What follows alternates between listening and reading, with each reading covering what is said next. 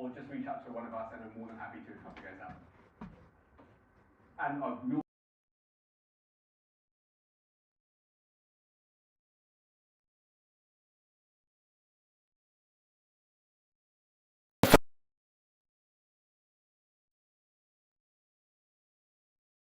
Google search them up.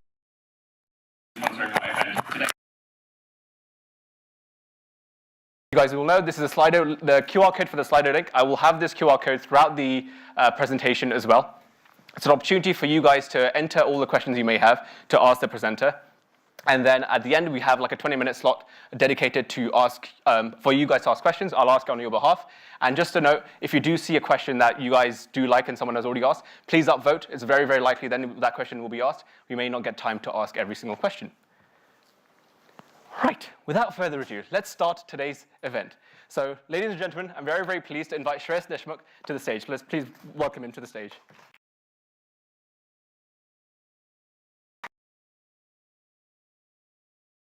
His title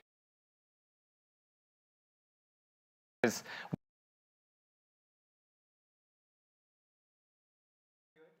Thank you everyone for coming, and thanks for having me. Of course, not a problem at all. So as you guys know, today we'll be exploring, as a product manager, we go through a series of tasks in our day-to-day focus on adoption. Now, it's sometimes very hard to understand the balance between discovery, delivery, and adoption. What actually do any of those mean? So the purpose of today's chat or meetup is to explore these in a bit more detail through Shreyas' experiences as well, and understand and adoption. So Shreyas joined as a program manager at Microsoft, which is Microsoft's product management equivalent. And then from there on, he started actually 2 companies before joining Google. And then he was at Google for 5 years, and then he's now working at the Warner Music Group. So Shreyas, the first question, as you introduce yourself, please tell us why you navigated your career from Microsoft to starting your own company, to then going to Google, and then being a PM here at Warner Music. What inspired you to start your company, and did that help you in your job as a PM? So before I even begin that, one thing which I just want to open with is take my word as just another word from one of the PMs, right? This is not the holy grail advice which you should follow by like a hawk, right? So with that disclaimer, I just generally understand PMing as you keep expanding your locus. So as a product manager, your biggest job is, okay, this is the clarity creation job that I have. Microsoft was a good place to start for that. I got to a point where I was learning a lot from some of the most incredible PMs that I had worked with back in those days. From there on, I just wanted to expand, like, okay, how do I bring this to like a larger number of people, right? Like with building products, because I still like being creative, I still like keeping my hands dirty and whatnot. That's what kind of led me out of Microsoft in terms of exploring. I was doing an ed tech, non-profit. From there on, I moved to a health tech, for-profit organization. When both of those things had happened, I think there was a point in my life where I realized that, okay, I need to get back in some sort of structure, and that's where Google came around. It was not planned, to be honest with you. Like, I was just kind of thinking, like, okay, how do I get back in some sort of structure within an organization? Applied to many companies, got rejected from many companies. Google was one of the companies which did not reject me. And I was like, okay, this seems like a good, confluence in the universe which is happening right now. So I'll go and do this. And then I ended up in ads, again, completely unplanned. I wasn't like very passionate about ad tech or anything. I didn't have any experience with ad tech. But when I got there, I think the mission became very clear to me. How do you basically help people who are creative make a livelihood? And that is something which resonates with me. That is also the reason why I ended up at Warner Music Group. Because I think I'm just taking that mission further and further ahead. And now, when you listen to some of the greatest artists which you might be following, like Tua, Ed Sheeran, all these people, you influence some bit of their lives or a lot of up-and-coming ones. That gives me a lot of joy, personally. So, yeah. Amazing. No, thank you so much for sharing. And in between your experiences from Microsoft and Google, you started a couple of companies. Did that? Now there's obviously a notion that as a PM you should start your own company, adds a lot of value to your CV, or you should do like another hobby where you're just creating something on your own. How did starting your own company, which is a big leap of faith and doing something really out of the box, help you and your job as a PM, or still helps you in your job as a PM? So throughout my journey in product management, I think one thing which I have done a lot is 0 to 1. And I think that's the path which took me to startups. It was like, okay, where can I do more of 0 to 1? And to be honest, there's no better place than to go start your own or basically join somebody super early on. Now, that has taught me so many lessons which I keep applying every day. And I think that refinement is what made me build better products over time. I think, yeah, that's basically how I've leveraged my startup experience and kind of like getting back into PMing. And if someday I kind of go and start something again, I think it's going to be a lot of rinse, repeat, which will happen. Right, so that experience of going from 0 to 1 really helps you, right? Amazing, amazing. So now I want to segment our talk more to what we're here for today, is understanding product discovery. Now, product discovery has many terms. You'll Google it, you'll get an umpteen number of definitions of what product discovery involves. It'd be interesting to know from your perspective and from the experiences you've had, what is product discovery in your eyes, and how have you done product discovery? Could you share some tips or examples that where you've conducted thorough product discovery? Yeah, for sure.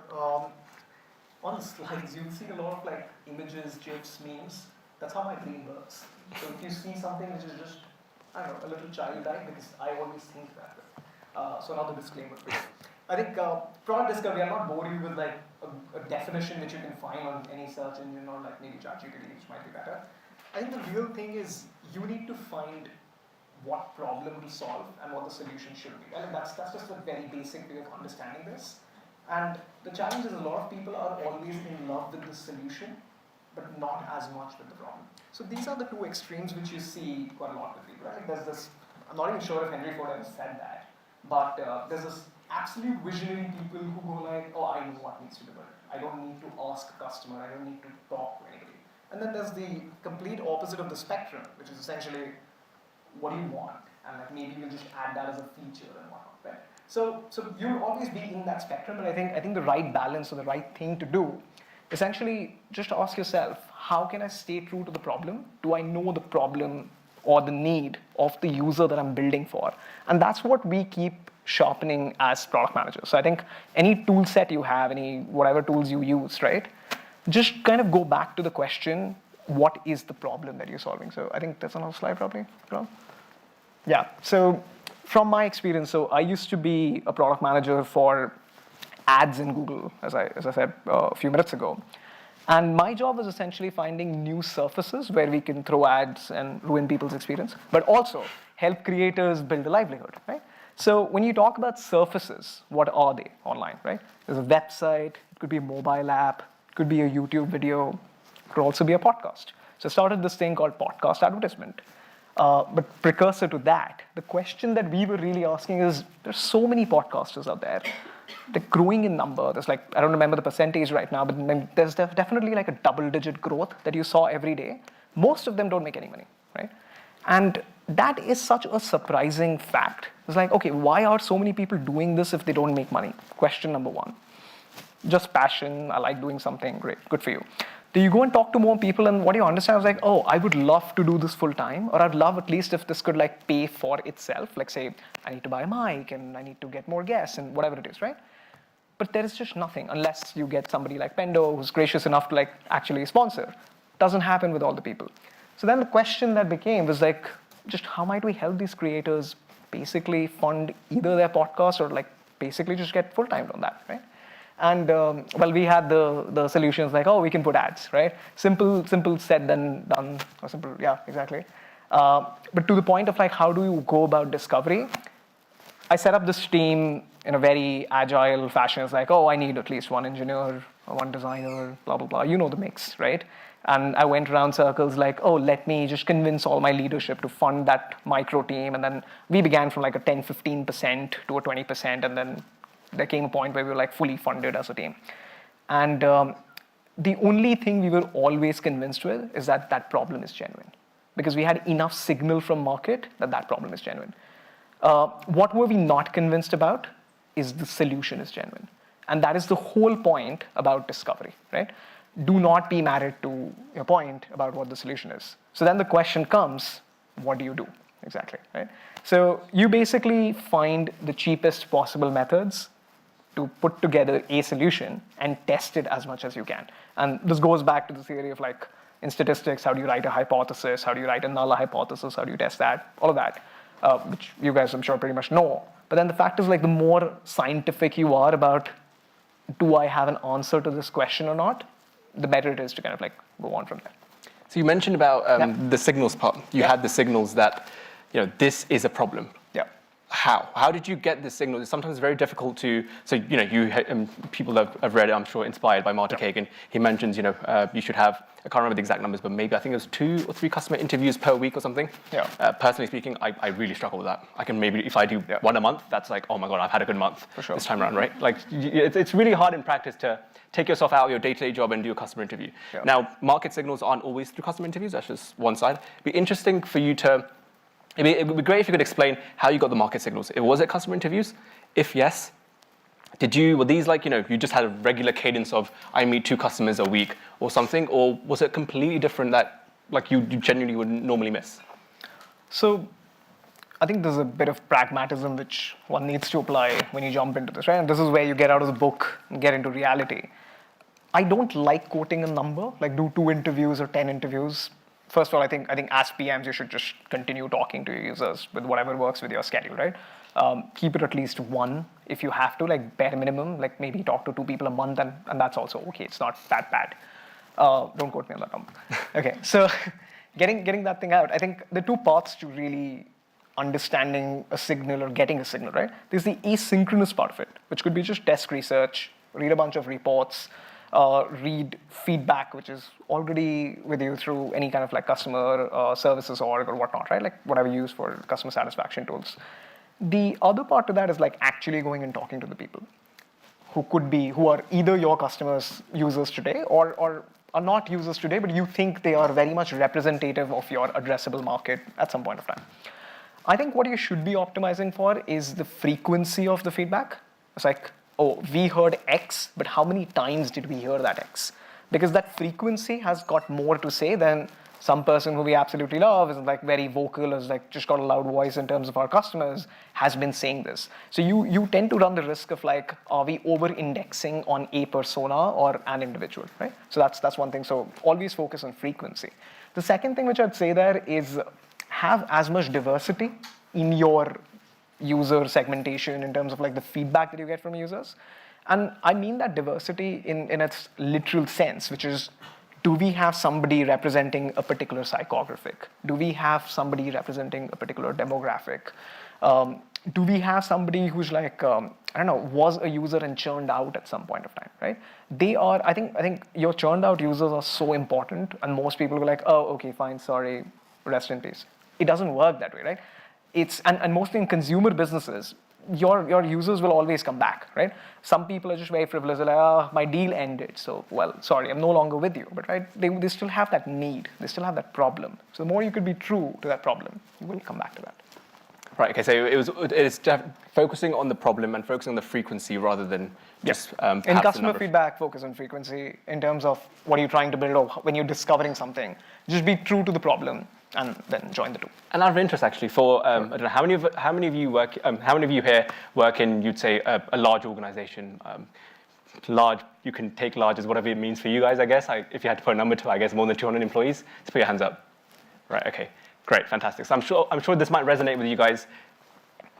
Conducting customer interviews, we as PMs might want to do it, but it's not like we can just reach out to a customer and be like, hey, I want to meet you tomorrow, sort of thing, right? There's layers in between. Yeah. Google is a massive company, as we all know. Yeah. How did you reach out to was it you reaching out to the customer, or was it you have a customer success team, you're like, I want to meet a customer tomorrow? Was there a process in between, or you just went straight in like a rebel? I'll give you an acceptable answer, which is what is by the book, and I'll give you a creative answer, which is what we did. Okay, so the acceptable way, or the right way of doing this as per whatever the company precedences are, is you reach out to whatever's the front-facing organization, right? It could be customer success, it could be product solutions, it could be GTM teams. Different companies have different ones, but essentially there's somebody who talks to the customer more day in, day out than you do, right? Reach out to them, tag along with the UX researcher, go do the stuff, right? That works. That is the most, I would say, that is the kind of setup which gets you better results. It's all very streamlined. You don't have to like run the issue of like, oh, but are we calling? Are we doing a Google Meet call? All of that stuff, right? It's all, logistics is all handled. The other part is like, okay, you don't have UX research funding, the product solutions or customer success is like busy with something else, you're way low in the stack rank and nobody cares about you, happens all the time, right? That's when you become creative, and we used Reddit a lot in terms of like just finding a lot of Reddit channels, and people on Reddit, I love users of Reddit, right? So there are all these subreddits where people are going and talking about like what they absolutely love or do not love about certain thing. There is so much of brilliance in just reading those subreddits. You get so much out of it, and you message them. It's like, hey, would you be up for a quick chat? I'll give you a $25 gift card, right? Or if you don't want to spend your own money, which I wouldn't say that you should. But yeah, I mean, just basically be nice and like, okay, I would love if you could just spend half an hour. I really want to understand this, and if you're down for it, I'll give you a call or whatever it is, right? Maybe, this is you actually reaching out yourself personally. Yeah. You gotta get your hands dirty when you're building 0 to 1, because nobody's convinced, right? Like you were talking to a community of leadership, which has a very thorough, solid roadmap. They've blessed it. You can't go against the tide, right? So you want to do something like that, good luck. So well, then you have to be creative and find out, okay, where else can I do things, right? The other things which like often work in a larger organization, say Google. Well, sure, we were looking at podcast. There was a Google podcast app, which also kind of ended up being our first customer, and then we piloted everything there before finally selling our solution to YouTube Music, whatever, right? But then there were people who were in the vicinity of what you were trying to do. Like there are people with like Google Play Music used to be a product back then. So reach out to them. Do they have existing book of business customers who you could go talk to, right? So sometimes that helps a lot as well. But generally, I mean, whatever's like harder, I think you are optimizing for speed, you're optimizing for agility, right? So go out of the way, do things which are probably not scalable, but then get that signal fast enough, because you need to be convinced that I need to put my energy on this as well.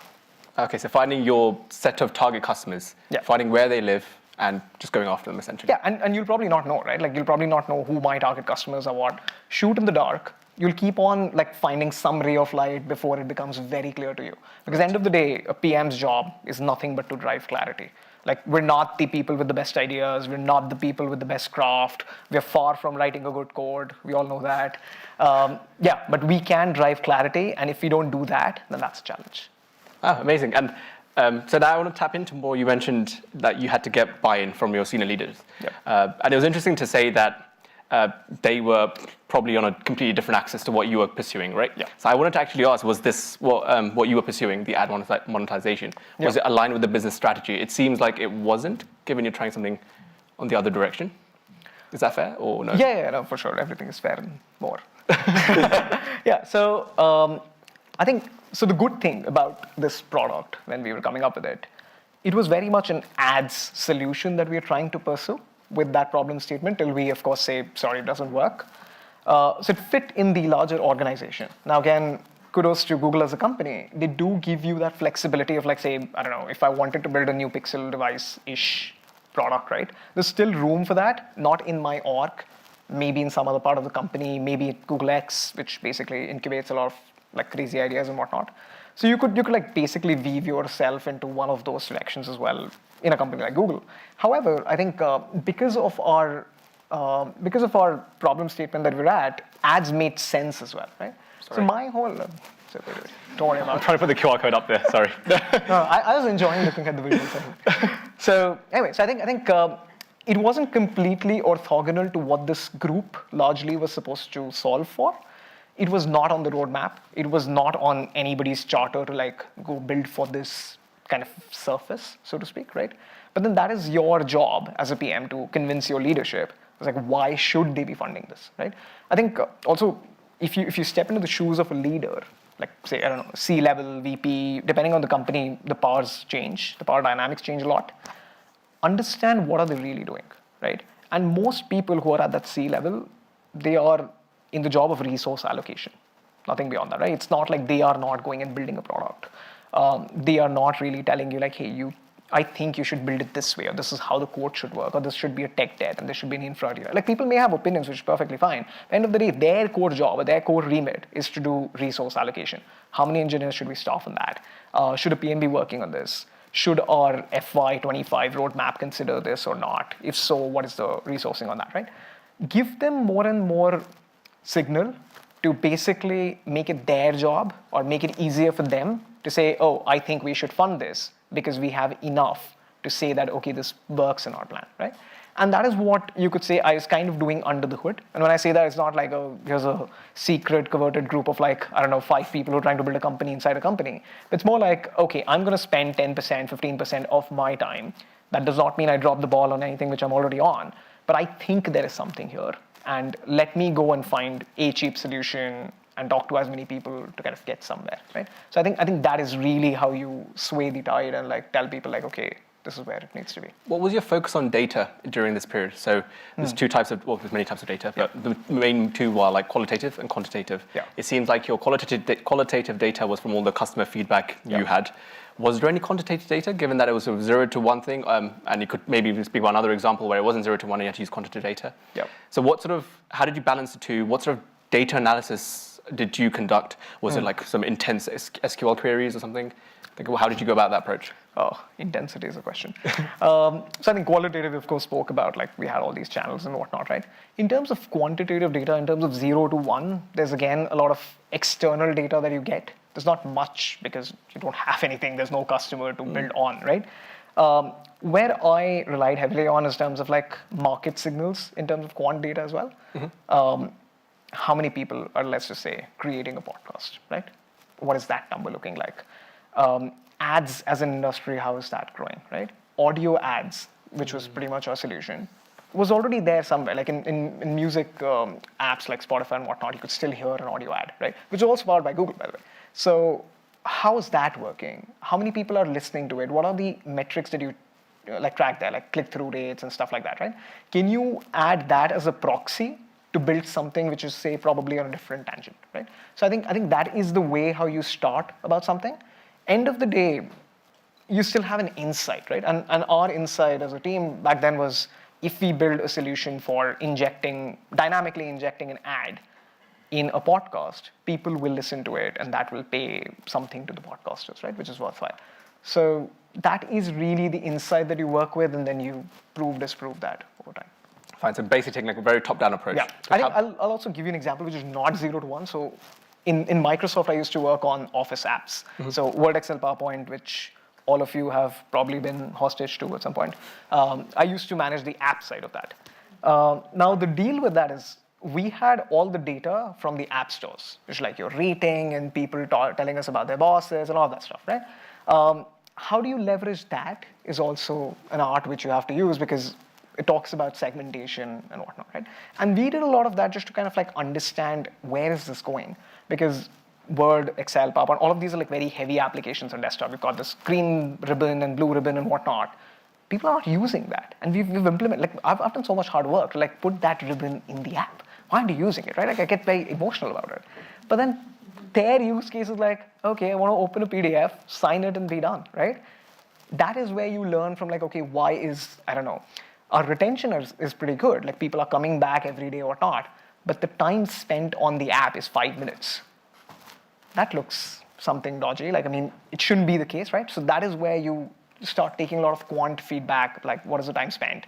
What are the most, the quickest actions that people do? What are the only actions people do? What are the actions people do not do at all? Should we remove them, make the app lighter? Will that help us in any way? So focusing a lot on the feedback you're getting back from your customers. 100%. I think telemetry was a massive thing, at least even in Microsoft days, and which I will say we used to rely quite heavily on. What's telemetry? Telemetry is just data. Okay, fine. Stream of data that you get from how people are using things. Right, okay, gotcha. And what role did intuition play in a lot of these examples? You hear again, product managers, you should have a good intuition, you should have a gut feeling about something. Yeah. It's very difficult to sell a gut feeling, right? That's where you get the data involved as well. So what role does intuition play as a PM? I think increasingly, so when you start PMing, right, the skill set that you develop, other than, of course, building clarity, is learning how to generate insights or looking at insights, right? You look at data, it's oh, here's my insight. As you grow in your PM career, you make a switch towards foresight, which is where is this thing going in the future, right? And the good thing about foresight, or bad thing about foresight, is data will never tell you a story, right? That's how it works, right? So basically from, being an associate product manager to being a, director, PM, head PM, whatever you'd call it, it's all about that transition and all about building that muscle. Intuition plays a massive role in that because you are extensively kind of trying to understand how to like answer to your gut and whatnot, right?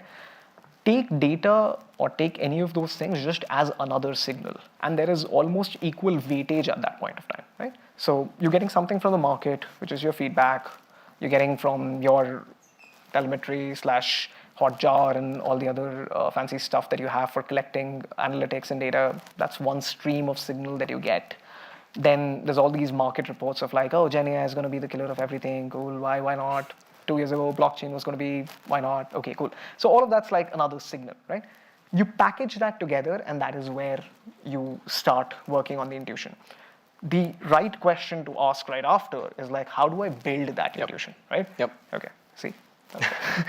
Okay, so the real task of doing that is basically being more like harness your lateral thinking as much as you can. Be doing at all points of time at least one more thing other than product management, right? Whether that's, I don't know, you're interested in pottery, you're interested in, I don't know, playing some sort of sport, whatever it is. That diversity of your own day helps you out a lot. Other things is like, it's this really good book by Edward de Bono called Lateral Thinking, so 0 points for creativity of the title. But that also helps you build that muscle of how to do lateral thinking. Sometimes the things that Edward de Bono kind of preaches is, can you use a solution which is completely orthogonal to whatever you're solving and try putting it in the problem that you have, right? So that kind of a mishmash works a lot. Other things that I can remember is that these design exercises like Crazy 8, right? So can you jot down 8 ideas, probably a minute or something like that, right?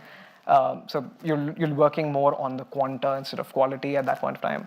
But these are things which really help you exercise your brain a lot in terms of like building this muscle of like, okay, how do I be more lateral in terms of my thinking?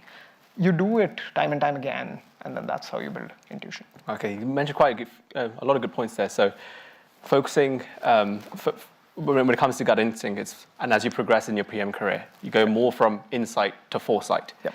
And developing that foresight comes with, all the market analysis and the market signals, but also having just an extracurricular activity, yep. Sport, music, whatever it is.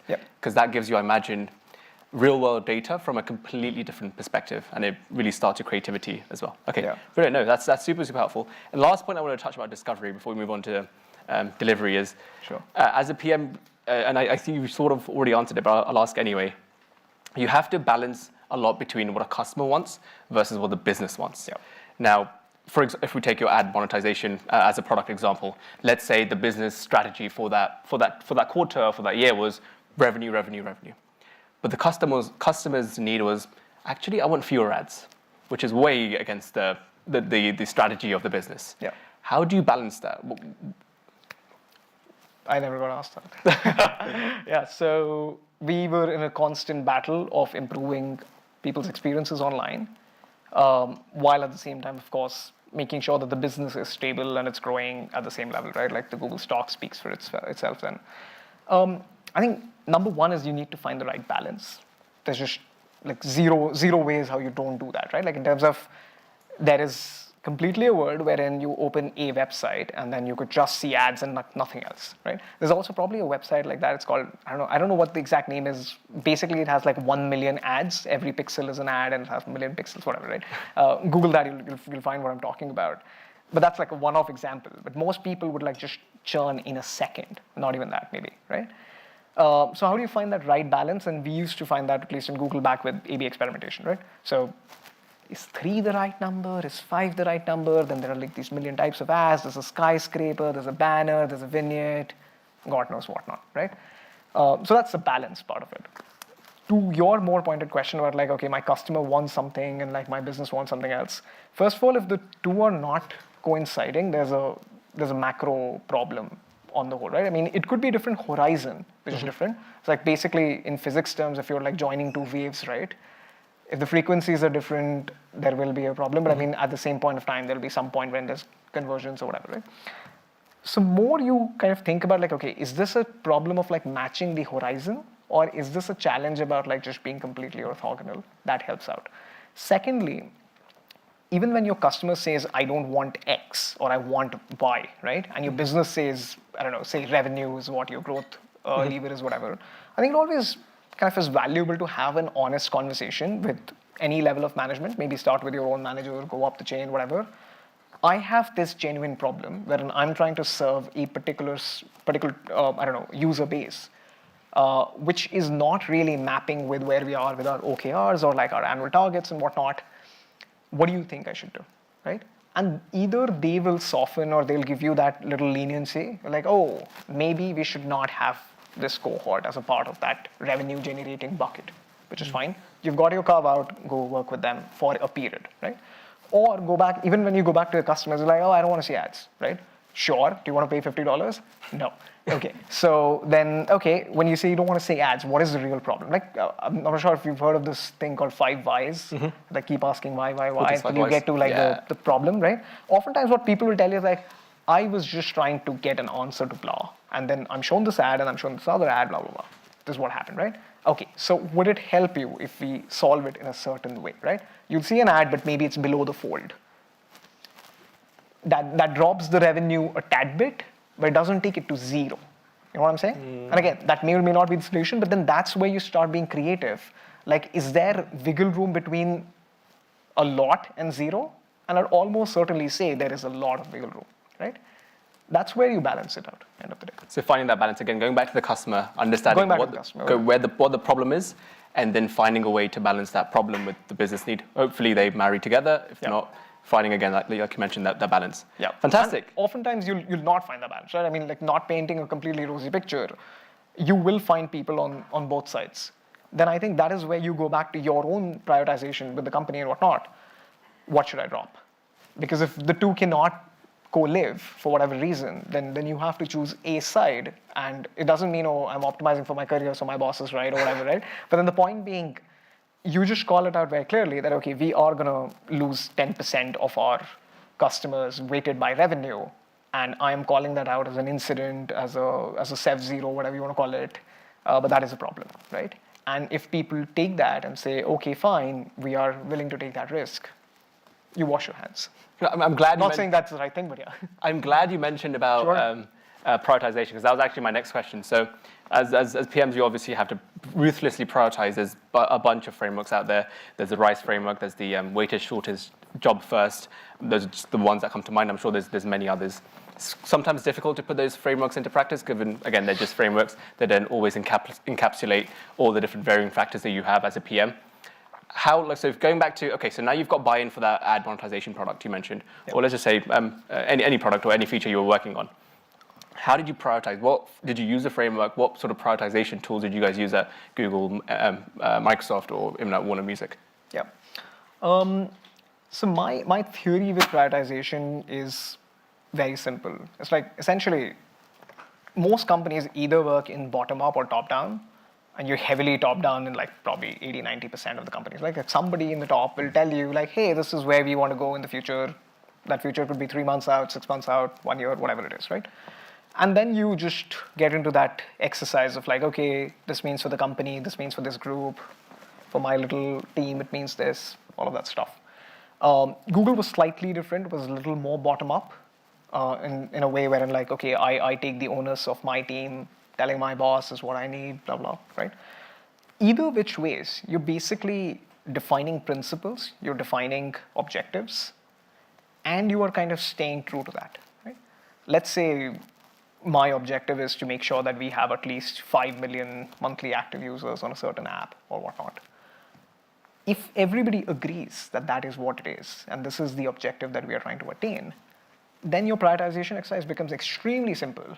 If it is contributing towards that 5 million MAU, it stays. If not, it goes away. And that objective, sorry, was that an OKR from above, or could be either a problem? Right? It doesn't matter. That's the point. Like, I mean, if you agree within your team, if it's a bottom-up culture, then you've set it up. If you get it from top-down, somebody set it up, you agree to disagree or do whatever, doesn't matter, but end of the day, that is what goes on the paper, right? So if it is not mapping to what that core objective is, it does not make the cut. Personally, I'm pretty bad with frameworks. That's also a reason when he said RICE and whatnot, I had like no idea.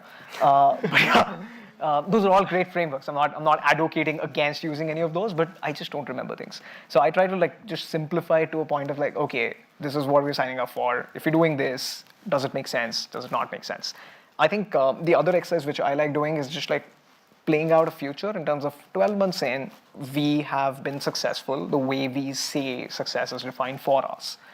Can we attribute the metric to whatever our success was? And when I say that, I don't mean like a personal success, but more in terms of like the product that you're building, right? If the answer to that is not clear, or if the answer to that is like clear but is no, then there's a challenge. Okay, I was just thinking again back to what you said about the objective part. So focusing in terms of the prioritization side of things, like RICE and stuff, great frameworks, no doubt, but focus mainly on that objective you have as a team. Now that objective, it could be a tribe level objective or a group level objective, or it could be an OKR from above. And this, I imagine this objective is something that's set by the company for the entire year or quarter or however you work, right? And focusing all your efforts on that objective, ensuring you're moving in the right direction. So now that brings us, well, you mentioned about focusing on that objective. So again, as PMs, one of our biggest jobs is to protect our roadmap. We want to do one thing, we want to move in that direction. But inevitably, you'll get another big customer request or one massive client complaining like, I want this tomorrow. And this is completely aside from whatever your objective is or whatever you're planning to build. But then the business is like, oh, okay, this client is big. If they're asking for it, we need to work on this now. So so how do you then protect your team's roadmap? Like what sort of influence and skills do you use to ensure your team remains on track for whatever you're trying to setting out to achieve? This is usually easier in a top-down kind of a setup, wherein your bosses tell you what the core objective of the team is, of the company is, all that, right? It's pretty objective in all possible ways. It's like, okay, fine, we signed up to do blah, and we are on the track to do blah. If you digress us into, say, serving a large customer and whatnot, we will be not hitting that target, right?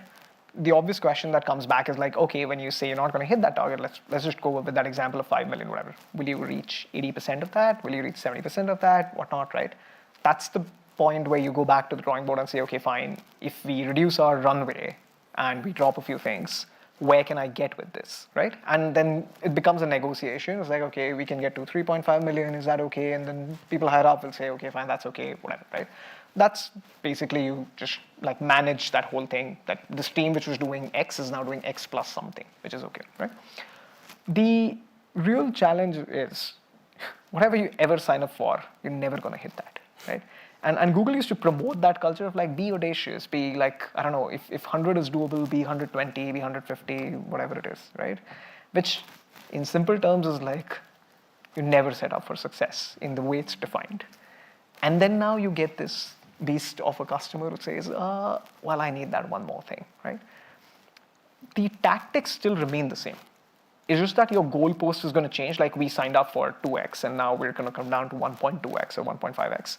The tactics don't really change, but I think just kind of making sure that that clarity and that communication goes across is what is important. And you as a PM need to do that in two directions, which is where I find it incredibly hard, and a lot of people do as well from my conversations. A lot of people are really good at like managing up and not really managing down. When I'm saying managing down, I don't really mean like your team is like reporting into whatever, but I mean basically you are the spokesperson of your team in a lot of organizational setups, right? The more you can put them at ease as well, like, hey, I know that we had signed up for this, and that is not going to happen because this unforeseen mammoth of a customer request has just come our way, but that is okay. I do want you to know that everybody in the organization knows about it. You're protected. If something happens, it's not your career which goes for a toss, right? Have that honest conversation. Communicate that as much to your leadership as you do to your engineers, designers, whoever you work with. That is what is going to help. Okay, so setting yourself audacious goals, and if you do need to, and I'm glad you mentioned that. My next question is, sometimes you inevitably have to pivot. For those that work in a startup over here will know they pivot very, very regularly, right? Given the customer feedback you get and your business needs. So I was going to actually ask, how do you manage that, as sometimes engineers can feel, or designers can feel very demotivated. You've worked so long hard, let's say you're even halfway through development, and it's like, oh crap, we need to go in a completely different direction, and we just start all over again.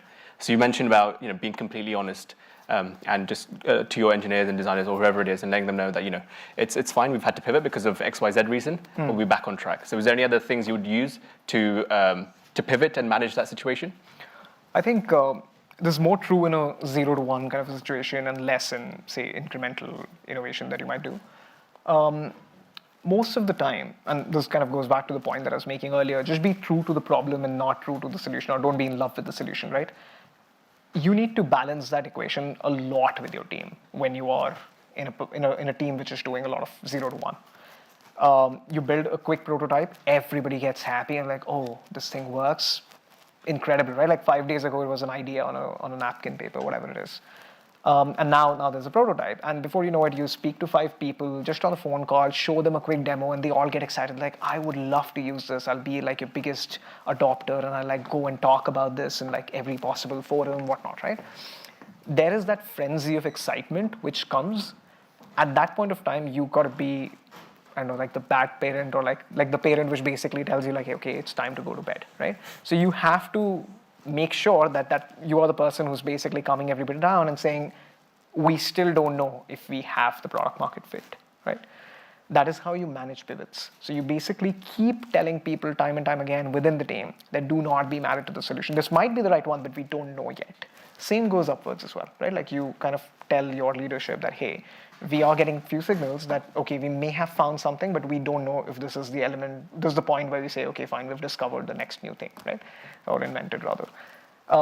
That's how you manage culturally a pivot. I think the other thing which is very important is the mindset. A lot of people like doing, or like the idea of building something net new, but when you step into that environment, it's extremely chaotic. My everyday is chaos. My 5 years at Google were chaos. It was fun chaos, but I loved it, right? But it was chaotic.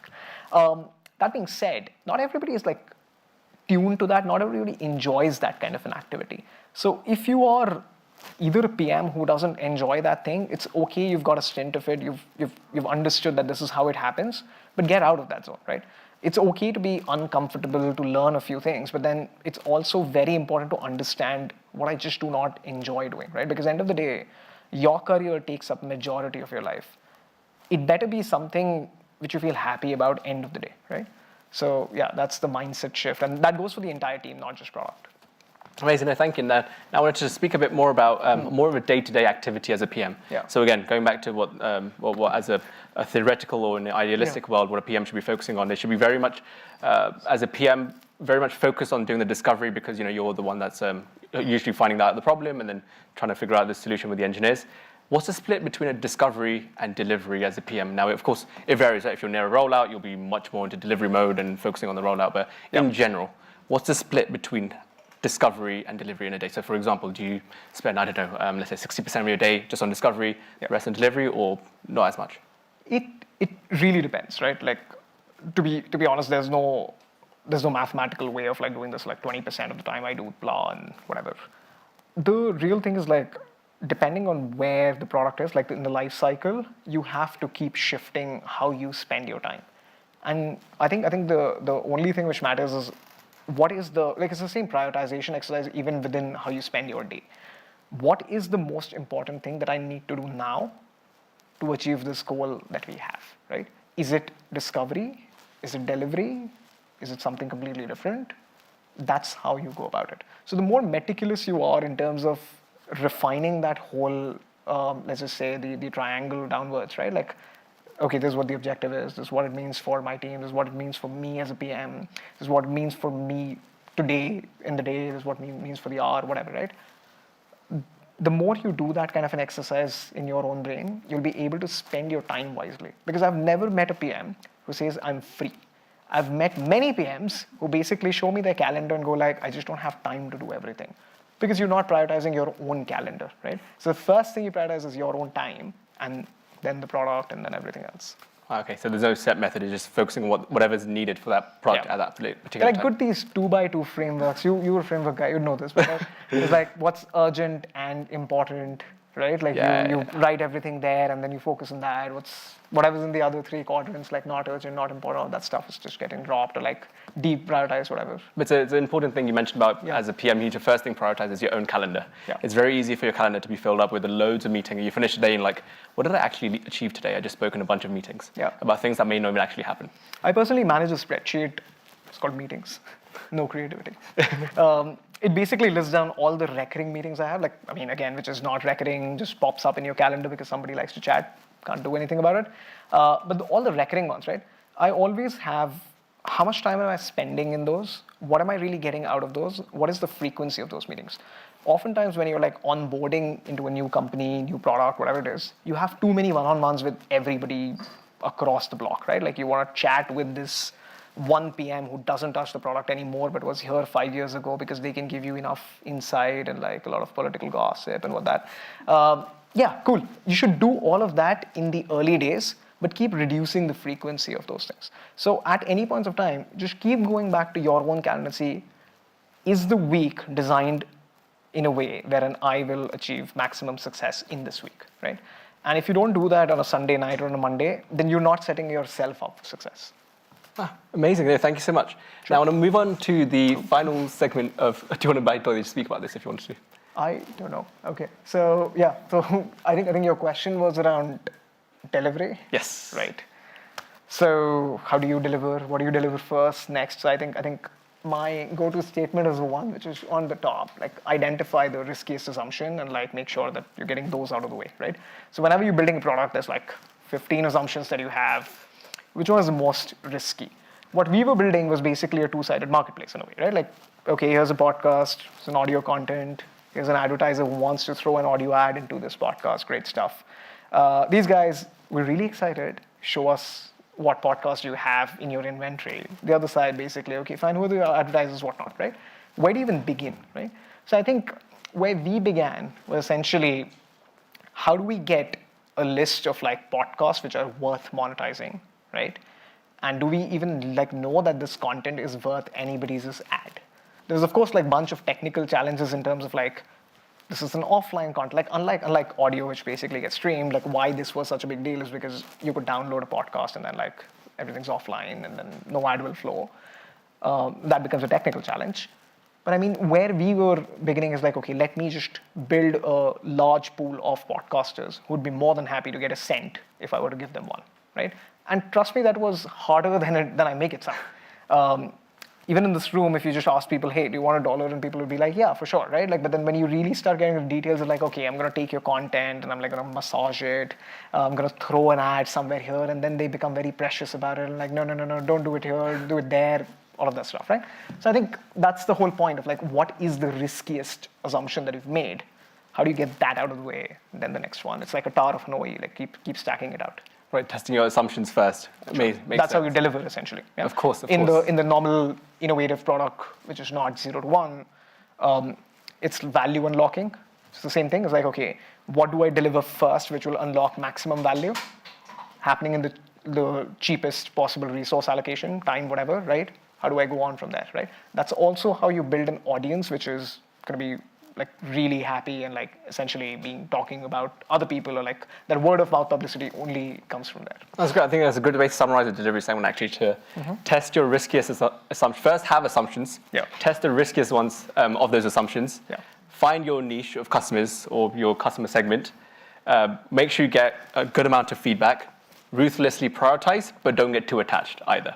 Yeah. Wow, that's a lot. Right, moving on to the final part of the final segment, of the talk today is adoption. So you built the product, great, it's out for customers to start using. Yep. You've mentioned about getting feedback, but to get feedback, you need metrics. So how do you go about setting metrics? Again, there's many common metrics you can get out there, like NPS, for example, or just measuring revenue, for example. But to get really good feedback, you need a good amount of metrics that really show you exactly what you were trying to find. So how do you go about finding those metrics? And for example, for the product you were mentioning, can you share any of the metrics or the type of metrics you used? Yeah. So basically, I'll go back to the point I was making about this whole objective setting and prioritization, right? Your metrics need to be aligned with that. As simple as that. Like even when, say, the company is looking at revenue, you're building your own little thing which has got nothing to do with revenue, but you still have your own objectives, right? Like, oh, we want to get a provable proof of concept wherein a dynamic ad insertion could happen in an offline audio content, right? I think the first metric is a binary one, which is whether or not we could prove that this technology works. So that's where you're kind of stepping away from the product and more into foundational research, let me put it that way, right? So first one would rather be that, right? Oh, we could do this, we have attained this. That will come up with a bunch of other things like, oh, we did it, but then the dynamic insertion happened in a very, like the latency was high. Like by the time your tube reached Farringdon and you got to your office and you've already started sipping coffee, that's the time when you got your first ad. Just not ideal, right? So then you look at like, okay, how do we reduce the latency? From there, okay, is this really targeted? Wherein you as a user want to listen to this ad instead of just skip it, right? You always have a funnel to even define those sort of things. But yeah, we started off with a metric something which was very binary at that point. And to identify exactly, so you mentioned the latency part. Yeah. It's quite difficult sometimes to understand what's causing that latency. You sometimes need to get feedback to get that. So is there any way you can really pinpoint, okay, this is perhaps the type of metric I need? Or is it, again, just a trial and error? Try a bunch of metrics. If it works, great. If not, let's iterate. Let's try find another metric. I mean, there is definitely some bit of throw on the wall and see what sticks, right? Like I'll not take that away completely. But think of it this way, like you at least have a dart and you have a dart board, right? You throw it and it hits the board. That is a good starting point. And then you keep aiming for the bullseye. You can't be like, I mean, there's the board and you're hitting it on the other side. That is complete misnomer, right?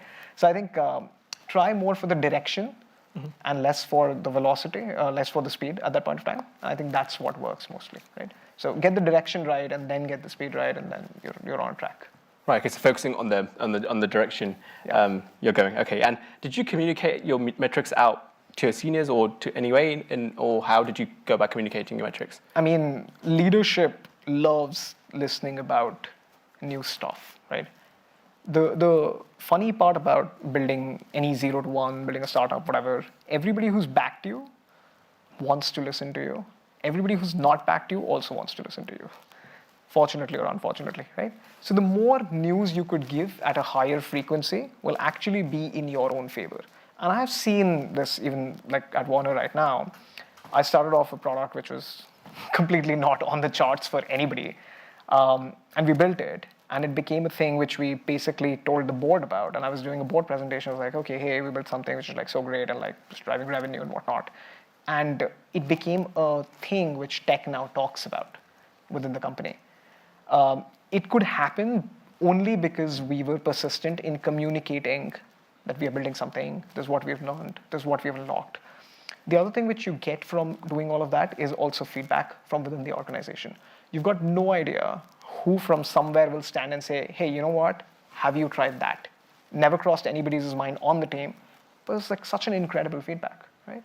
So do not discard what people who are not on the team can provide you as well. That's why communication is important. And in terms of communicating, was this something you set up that you have a weekly call, for example, with your seniors or your stakeholders and saying, in this call, I'll be reviewing the work we've achieved and going over the metrics. Yep. So was this like a weekly cadence or was it more just on a Slack message, hey, this is the daily update for our metrics? Yep. So what's the right balance? Did you go about setting up those calls, and is there ever a thing about over communicating? So I don't think there's anything like over communicating. Like if anything I've learned personally and professionally, over communicating is a good thing if it exists. Use whatever cadence and whatever technology or company usually uses. Like a lot of people are like Slack first or Teams first, whatever communication messaging platform you have. A lot of companies are email first or email only as well. I've seen an extreme end of this. So when I was at Microsoft, we had this thing of like making banners, like, and I mean physical banners. And we had a huge building, and there we'd like basically have this entire banner drop down from like 4th floor down to the ground floor or whatever. And we'd like announce massive stuff. Now that thing costed money, right? I mean, I could just do it on a whim, I had to get a budget and whatnot. But that was another way of like just spreading that whole positive cheer across the org. Like, hey, this company, this group, this team is doing something, and look what they've achieved. Like there was a point wherein, so we used to report back in Microsoft, like what is the number of downloads we have for Microsoft apps, like Office apps essentially.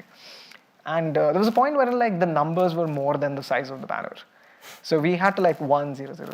There's the second line. And that to me, and like some designer came back and like, hey, this looks ridiculous. I'm like, I know, but it should be that way. Because it tells people the gravity of like what we have achieved, right? So to your point, whatever works for the organization, but over communicate, never under communicate. So selling your wins, essentially, selling your team and your you are doing a huge favor to a bunch of people who are working with you more than you're doing a favor to yourself. Because as a PM, you are managing many people's career. They are really banking on you doing the right thing for them, whether that's explicit or not. Right. So let's flip it now. So the example you mentioned, the product succeeded, fantastic, everyone's happy. Let's say the product absolutely failed. Yeah. How do you communicate then? What are your same process? You still communicate on a regular basis? What's your approach? Two things that I'll say there. I think over communication still helps in general. And what I mean by that is like not going and like finding a Forbes article where you can announce that, hey, this team has like really messed up. It means more in terms of like no bad news or no catastrophe, at least in the product land, happens like in a second, right? You see early signs and then you go like, okay, fine, this is not going to go down the way we thought it will, right? Keep communicating whatever is the update. Doesn't matter, good, bad, ugly, it's all good, right? So that's one thing, managing expectations. The only real difference with sending an update which is kind of like adverse to the direction you'd want it to go in, get a buy-in beforehand from your circle that is working on it and the immediate circle right after, right? Like the concentric circle of like, okay, here's the managers of the members of that team, skip level, whatnot, right? Because understand one thing, even when you are the mason who's putting the brick to build that house, the many people who funded this, right? Like my manager took a bet on me that Shreyas, I think you should spend your time on this. Same true for the engineer, designer, so on and so forth, right? You need to make sure that like your messaging does not make them look bad. Because end of the day, it's a lot of relationship management that you're doing, right? So get everybody on consensus, like probably put down a doc, share it with X number of people who are in that second layer of concentric circles. Ask them, hey, here's the message. Here's what I want to really communicate. And here's what I think should be the impact, right? Which could be, maybe we should try another experiment and we need 3 months of more runway.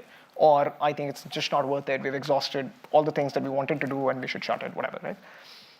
The two things which could happen, number one, somebody might come up with, okay, I think you should try one more thing, which gives you a little more of a runway, lifeline, whatever. Startups, way more common. You never know if next month's going to be, if it's ramen positivity or if it's completely not existent, you have no idea, right? The other thing is like, you also get to like let them manage their respective managers and bosses, right? So everybody tries to like warm the other people up, and that is always good. So the same thing with feedback as well, right? If you have something constructive, something negative, keep that in closed doors, let it percolate from there. But if it's something very positive, make sure everybody knows. So it's like you mentioned, over-communicating is never an issue. You'll get feedback from whatever, from wherever and whenever. So, well, I'd love to tap into more of it, but I know we're approaching 8 o'clock, and we've got quite a few questions here. So final question from me. As you look back through your experiences at Warner Music, Google, Microsoft, etc., what are some of the key lessons that you've learned that you wish you knew earlier on in your career? It's a bit of a cringy question, but it can give a lot of good insight. The gravity of your decisions as a product manager is extremely high when you're working on products that influence more than a few 100,000 people. I have been extremely lucky to build products which have been used by billions of people, not even million, right? Like it's a big number. I think I always knew it, even when you're building for like Office or like you're building for YouTube and whatnot. But I kind of like never internalized it to a fact that I need to be really more diligent in some of these things. To give you an example, I was once talking to one of the users back in when I was in Google. This person really, we were just doing like a user study and whatever, and then after the user study, we were just kind of grabbing a drink. And this person tells me like, oh, because of Google Ads, I could leave my job and I can now sustain myself just on publishing, right? I'm writing a blog post and like I make money off of ads, and that's more than enough for me to like survive and like be pretty well off, right? Now imagine a change that you make, like say you stop all ads or like you reduce the frequency of ads. Does this person now need to go back and find a job? Have you taken the most joyous part of their day away from them, right? That has a huge impact on that entire family, and there's a ripple effect from there. I just never internalized that while I was still building it, but all of these things are like now something that I'm learning more and more, right? So when you make a decision, think twice about like the user who is basically, I don't know, a binary value on your computer at some point of times, there's an impact in their life. Amazing. Thank you so much, Shreyas, for sharing all your insights there. We'll now move on to the questions that we've received from the audience. And again, if someone still wants to add questions, the QR code's on your top left. Please do scan and add the question. So the first question we have is, how do you build trust with the engineers when you're a new PM in a new industry? I think it's easier in person than it is in remote. And I struggle with that in remote cultures as well, personally, to be honest with you. Relationship and trust is never built in a day. And it's also never lost in a day, for what it's worth, right? Try and warm up to people, like slowly and steadily. Like I always like to look at like, okay, what are the quickest wins that I could get when I'm on a new team, on a new job, whatever it is. And sometimes it could just be like, okay, hey, we're already doing something. And that requires some really, like the kind of work which nobody wants to do. Like, oh, we send these automated emails. We don't have a copywriter. We don't have a content writer. Can you do it? For sure, right? You help them out in probably the least sexiest things. And that is how you start building a relationship. And then, of course, like then you get to your own job of like doing the product work. Amazing. Thank you very much. If you had to suggest a single best practice to help drive clarity, what would that best practice be? Look at, so I mean, first of all, have a circle of influence in terms of like product managers or leaders who you look up to, right?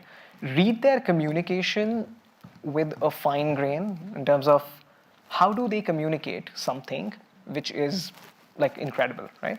And how do I communicate the same message if I have to? So I think that is where you start finding a delta in terms of like, okay, here's the best of my archetype. This is how they do it. That's how I do it. How do I get from here to here? I think that is the whole idea. Right, gotcha. So you've worked in many tech companies before. What was the biggest challenge you faced when moving to a non-tech company? Coming to terms with the fact that technology is not the center of business. Wow. What do you mean, if you could elaborate? Yeah, for sure. So working in a tech company, you are basically the hero of the movie, right? Or like whatever, you're the main character, the protagonist, sometimes antagonist of the movie. When you work for a non-tech company and like trying to, I don't know, shoehorn technology into it to transform it, evolve it, nobody cares about you, right? The business is not you anymore. Yep. Just coming to terms with that fact that, hey, I'm not the showstopper here. I'm not going to be like the finest model on the runway. I think coming to terms with that was probably the biggest thing. Ah, yeah. Interesting. The next question is, when you have a higher split of discovery versus delivery, how do you continue to feed the team their work, or do you structure the team differently? So I think the one thing which works for me in general, you need to have some plan and some horizon, right? Like maybe it's 3 months, maybe it's 6 months. Make sure that your engineers, like I don't ever want to be in a situation wherein like my team is like free. And I don't mean it as like a ridiculous person in terms of like I don't like people enjoying their time, but if nobody is spending their time on like actually building something which is required for the business, then you are not doing your job as a PM. So first of all, make sure that they have enough to work on, which makes sense in the prioritization order and whatnot, right? Once you have achieved that, you probably double down on your side of discovery. So you'll have to be a bit of like you have to juggle it a little bit in terms of like, oh, my discovery dropped down to 5% for these few weeks, and then I'm gonna just like bump it up to 35, 40% of the time, whatever it is, right? But yeah, that is an exercise which you have to do. Okay, amazing. What would you do differently at Google if you went back? If I went back, bunch of things, to be honest. I think there is, so one large difference between Google and Microsoft, the way they operate. Microsoft is more customer-centric. They talk a lot about customer empathy and whatnot. Google, in its DNA, is more of foundational research, building the next new thing, building the hot, shiny surface and whatnot. I think I came from an environment, which was one, and then I moved to the other one. I certainly enjoyed Google a lot more than I enjoyed Microsoft, but I think there was a miss of customer centricity, which I applied personally at some point of times. Just because I was like so keen on like, okay, what's the next shiny thing that I can build? And I see that a lot, even right now, it's like Gen AI is a thing, and like everybody wants to build Gen AI to a point where people are even trying to change their titles of like AI PM and whatnot, right? I wouldn't do that. Wow, okay. Yeah. So focusing more on the customer side of things, right? More customer centricity, rather than just the next big thing. Yeah, show more empathy towards your customer, which also goes back to the same point which I was making earlier. But yeah. And the next question was, from your experience at Google and Microsoft, how much of what you delivered was based on top-down requirements, or did you still have autonomy? I had a lot of autonomy at Google. Just by design, Google is a lot more autonomous as a culture, as a company. Less so at Microsoft. But I think I got lucky even within Microsoft that mobile was a new thing back when I was there. And nobody knew what we needed to do in mobile. Windows Mobile was not the best thing. Apps were kind of like a bet that Microsoft was taking, like, okay, fine. There are so many companies which are like basically becoming billion-dollar companies in apps. Can we do something here? So I kind of got a free hand in terms of like, okay, you are the owner of this thing, which is like productivity apps, go and figure out, right? So I got lucky, not everybody does. So it worked out in my favor. That being said, of course, it was more top-down in terms of, okay, we need to build these apps. And then how do you build a Microsoft Word app on Android? You take the desktop code, package it in an app container, and then deliver the first thing. Not the best idea, but it worked. Wow, okay. What is a small action that you can do every day or week that helps you be a better PM, regardless of product or company? Meditate. Wow. I'm going to sound like a guru at this point of time. But yeah, I mean, 15 minutes of meditation changes a lot of things. I'm a very anxious human being in general. I get anxious just by every damn thing. So that has helped me. More in terms of like just work, have that little ritual of like managing your day as the first thing, right? It is very easy to pick up your phone when you wake up and be like, oh, damn it. I've got like these many messages and so many emails and there are like 5 meetings which popped into my, like happens all the time, right? Just take 15 minutes or whatever is like right amount of time. Like just manage your day. This is how I'm going to do it. This is what success looks like at the end of the day. Like if I have achieved blah tonight, I'll be happy, right?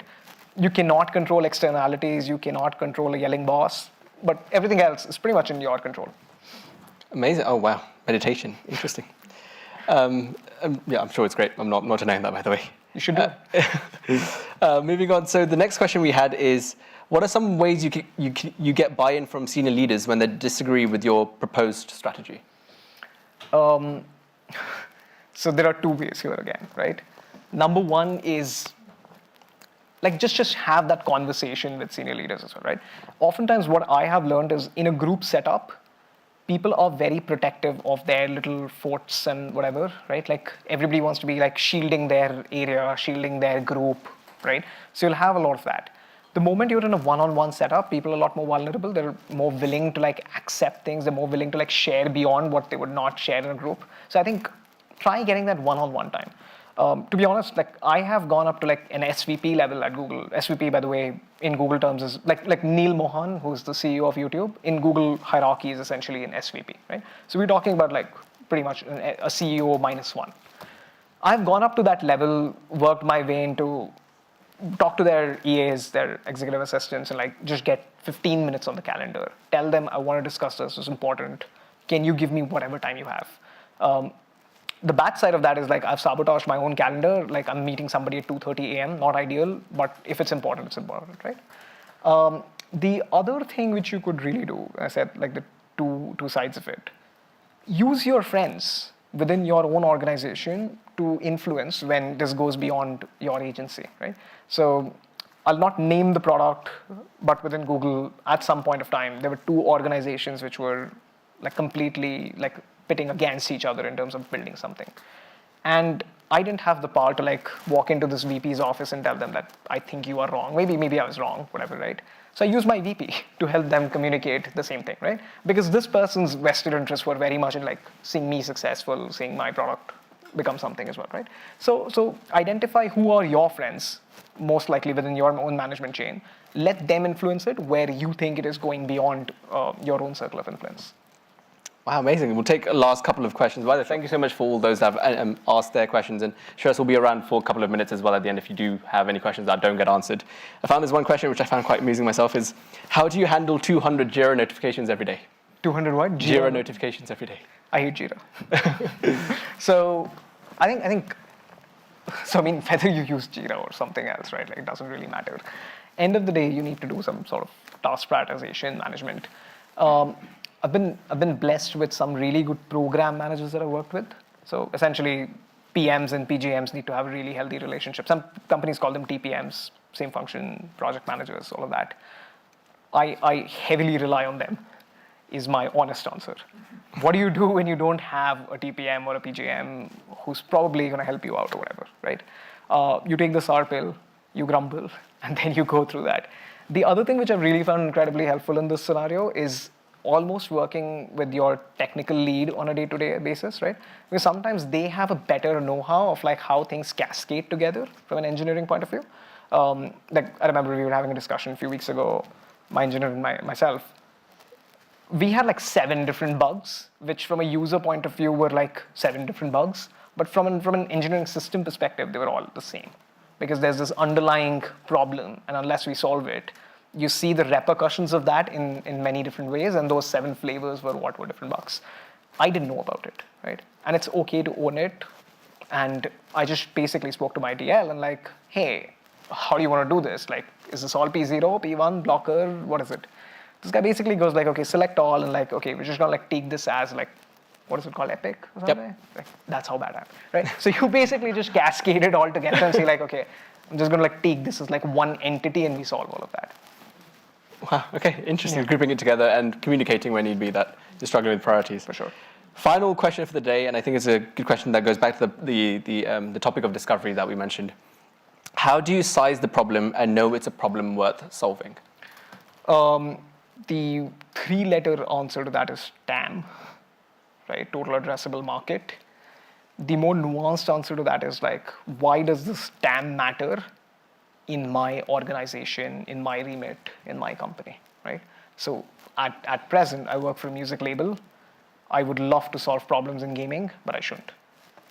But as a music label, are we building technology which will essentially help us gain a larger market share, increase, like that total addressable market is big enough where we would put our efforts? Yeah, that's the answer. And you always get a scale like where the company is, right? Like, I mean, for a startup, oftentimes it's more like getting that one extra customer, reaching an ARR of like maybe 7 digits or like 8 digits or whatever. The more you move up, it becomes more like in terms of like that volume might just go up, but it's always a flavor of the same thing. Amazing. You know, a big thank you to Shreyas, by the way, for spending an hour or more of his time today for sharing his insights. I know personally I've taken away a lot of great insights from him, and we can speak for hours on end, but we do need to respect time now. I wanted to share this QR code as well. So Shreyas says, as he mentioned, you know, do a side hustle. You can gain a lot of skills. He started his own YouTube channel called Building It Big. In this YouTube channel, he invites product leaders mainly that invented some of the finest products that we know of. So for example, I remember off the top of my head, a Zomato, which is a big delivery equivalent in India. They built like a Zomato feature that was very popular. He's invited those guests as well to his show. So please do visit his YouTube channel. I'm sure you'll get very much similar to what he's got here. This time he'll be on this side of the panel, and he'll have another guest on the other side. And lastly, that brings us to the end of today's meetup. Thank you all very much for attending. This is a short QR code we've created, a short form we've created, just to give us feedback. Like I mentioned, this is a completely new format we've tried this time. Please give us feedback, not just about this format, but any other product tanks you've visited, what you like, what you didn't like. Like we mentioned, we want to get feedback as well. We're all PMs as well, and we're all trying to improve ourselves as well. So big thank you to all of you for attending today. There's still drinks and some food outside as well. Please do hang around and grab any drinks that you want. Thank you very much, and we'll see you again next month. Thanks for having me. Thanks, buddy. Thank you very much. Really enjoyed it. Thank you.